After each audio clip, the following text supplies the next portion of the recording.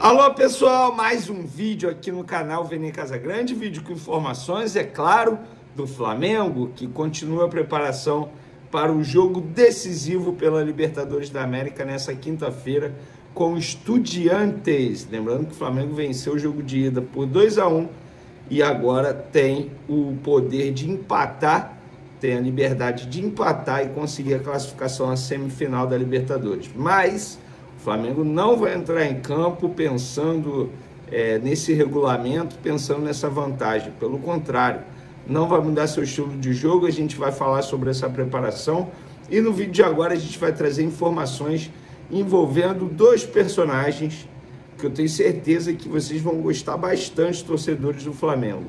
Bruno Pivetti, técnico do Sub-20, um treinador que está dando o que falar nos bastidores, no bom sentido, no lado positivo, pela forma como ele trabalha no dia a dia, como ele é criterioso e rigoroso no dia a dia do Flamengo.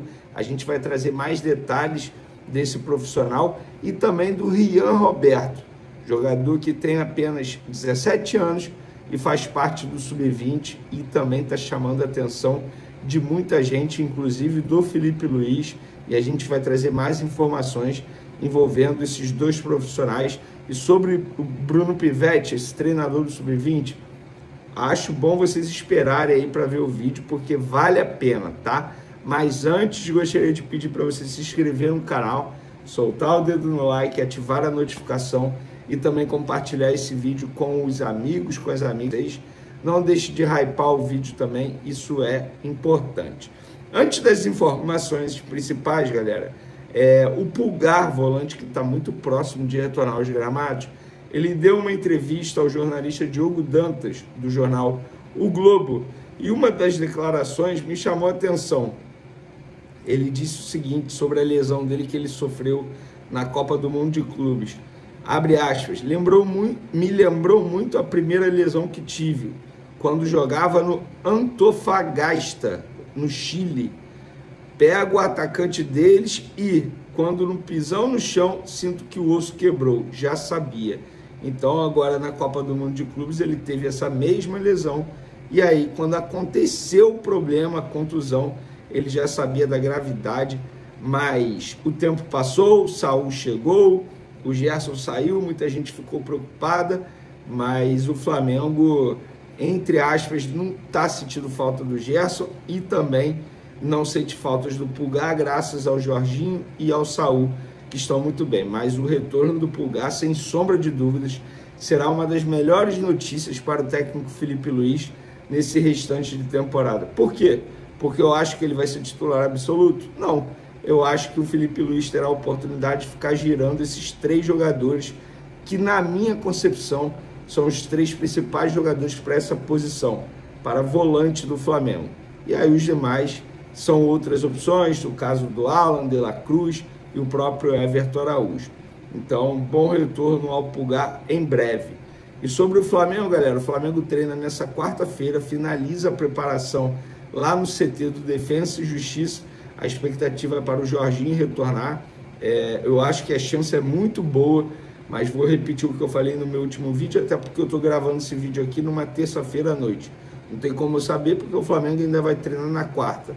Então, é esperar o treinamento dessa quarta. Se ele não sentir dores novamente, ele vai para o jogo dessa quinta contra o Estudiantes. Vamos agora para as informações que eu considero as informações principais desse vídeo.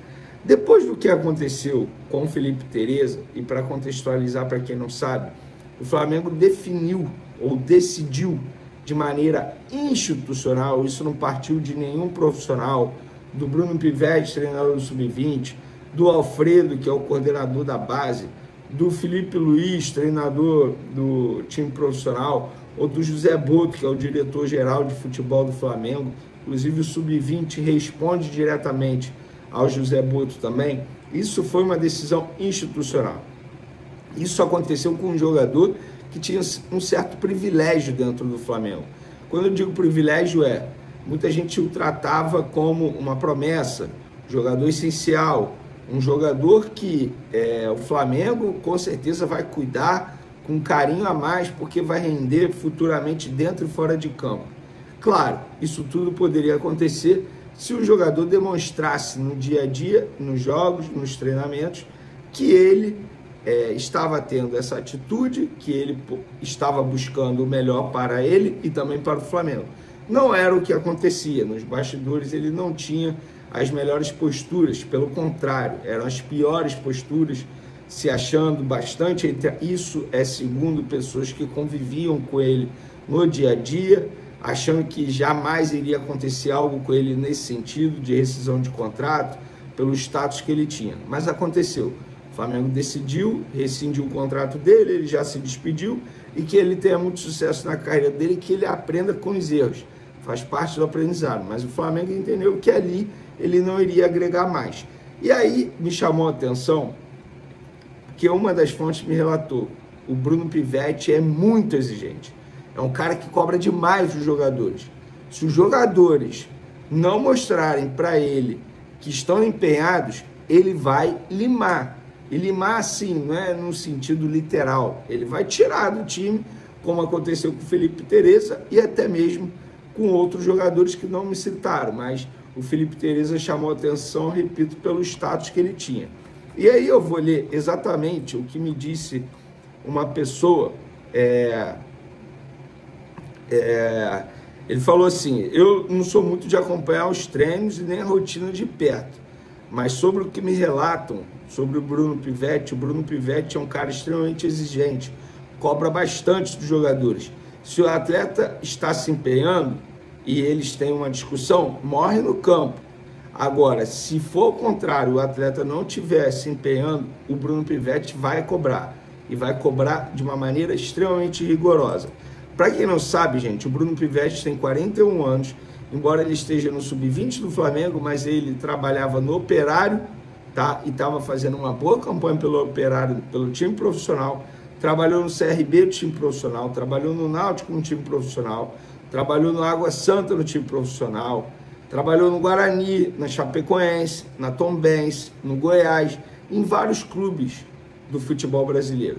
E o Flamengo, após uma análise do perfil dele, da metodologia dele, se encaixou exatamente com o que o Felipe Luiz deseja. E eles estão trabalhando em sintonia. O Bruno Pivetti e o Felipe Luiz estão tendo reuniões quase que diárias para debater a forma que o Sub-20 está jogando. O Felipe Luiz quer o Sub-20 jogando igual o time profissional. Intensidade alta, marcação sob pressão, é exatamente igual. A filosofia será a mesma. Por que isso? Porque o jogador, quando ele sai do sub-20 e chega para o profissional, se a metodologia, se a filosofia não for a mesma, ele vai encontrar dificuldades para se adaptar. É por essas e outras que alguns jogadores que muita gente achava que não iria acontecer isso, aconteceu, que deixaram o clube recentemente. Isso faz parte. Isso faz parte. Se o jogador não se encaixa no perfil ou não está se empenhando para se encaixar, ele não vai ficar no Flamengo. Acabou a era no Flamengo de jogador bad boy. Acabou a era no Flamengo de jogador, entre aspas, ser escalado por status. Acabou a era do Flamengo de moleza. A cobrança lá está sendo rigorosa. Não só do Bruno Pivetti, do Alfredo, do José Boto e do Felipe Luiz. Com o Felipe Luiz aconteceu com o Pedro. Aconteceu com o Alacian, já falei para vocês, quando ele estava no sub-20, também no profissional. Parou de ser relacionado. Se o jogador não tiver empenhado, o Bruno Pivetti vai cobrar. E ele no Flamengo, desde quando ele chegou, ele tem 13 jogos no sub-20, 7 vitórias. Está fazendo bons jogos, inclusive campeão mundial sub-20, em cima do Barcelona, aquele jogo eletrizante dentro do Maracanã. E, diante disso, tem um atacante que é um bom exemplo que está acontecendo agora. Por quê? Está se empenhando, está se encaixando no perfil de jogo que o Flamengo deseja para o sub-20 profissional, intensidade. Um jogador que busca no dia a dia evoluir, busca conhecimento, tem apenas 17 anos, mas tem uma maturidade absurda nos bastidores, todo mundo relata isso. Tem 17 anos, mas já faz parte do sub-20. Ele se chama Rian Roberto. Um atacante destro, chuta com a direita, mas joga pela ponta esquerda. Pé trocado, como a gente costuma dizer atualmente no futebol. Exatamente, o Filipe Luís gosta bastante desse jeito. Inclusive, ele vem treinando com o elenco profissional, eventualmente, quando é necessário, ele é chamado. No Sub-20, ele já tem 9 jogos nessa temporada, 2 gols. No Sub-17, porque ele ainda pode jogar pelo Sub-17, 33 jogos, 20 gols. Ele é um meteoro. Eu já vi o jogo dele. Você que não acompanha a categoria de base, vale a pena assistir um jogo do Rian Roberto. É um jogador que tem um potencial absurdo. Eu não tenho dúvidas que em breve ele vai estar sim fazendo parte do elenco profissional, fazendo aquela transição sub-20, elenco profissional, sub-20, elenco profissional, como aconteceu com outros atletas e com ele vai acontecer também. Onde eu quero chegar? Onde a minha apuração quer chegar? Que no Flamengo hoje acabou a moleza. O Bruno Pivetti é um treinador que cobra bastante e tá todo mundo feliz com o empenho dele e o desempenho dele no dia a dia do Flamengo. Inclusive Filipe Luís, inclusive José Boto, inclusive Alfredo Sampaio. E em relação a Rian Roberto, atacante promessa, você, torcedor rubro-negro, fique de olho nesse jogador. Daqui a alguns anos, vocês vão se lembrar do dia que o Vene Casagrande disse: fique de olho em Rian Roberto, porque é um baita jogador. Hora de falar sobre o Flamengo. Contei para vocês no vídeo dessa terça-feira que o Fla vai buscar um goleiro grande, de nome, para 2026. E quase que simultaneamente a essa informação surge o nome de Bento, goleiro da seleção brasileira, 26 anos de idade, atualmente no Al Nassr. A situação dele na Arábia Saudita é meio delicada. Ele tem jogado muito pouco no Campeonato Saudita. Para falar a verdade, ele não jogou no Campeonato Saudita. O Bento falha na Supercopa, torneio que abre a temporada, e a partir daí o técnico Jorge Jesus passou a optar pelo goleiro da seleção saudita para os jogos locais. O Bento tem sido utilizado apenas em jogos da Copa do Rei. Nessa terça-feira o Al Nassr venceu a partida da Copa do Rei e também numa espécie de competição B da Champions Asiática. A verdade é que o Bento perdeu espaço no time saudita e para continuar sendo convocado para a seleção brasileira, ele vai precisar buscar outro clube do que o Al Nassr. Saída na virada do ano é algo emergencial se ele quiser ter a oportunidade de jogar a Copa do Mundo. Duvido que o Carlo Ancelotti siga convocando o Bento com essa situação de reserva na Arábia Saudita. O grande ponto e problema para que o Flamengo o contrate diz respeito ao seu salário. Ele ganha quase 3 milhões de reais por mês na Arábia Saudita. Não há nenhum jogador no Flamengo com salário tão alto. O Rossi, que é titular absoluto, ganha pouco mais de 1 milhão de reais mensais. Só para arrematar, lembrar também que o Al Nassr, quando o contrata do Atlético Paranaense, gasta 18 milhões de euros. Você, na condição de presidente do Flamengo, investiria quanto para ter um goleiro como o Bento no seu time? Já usa o espaço para comentário e registra a sua opinião, beleza?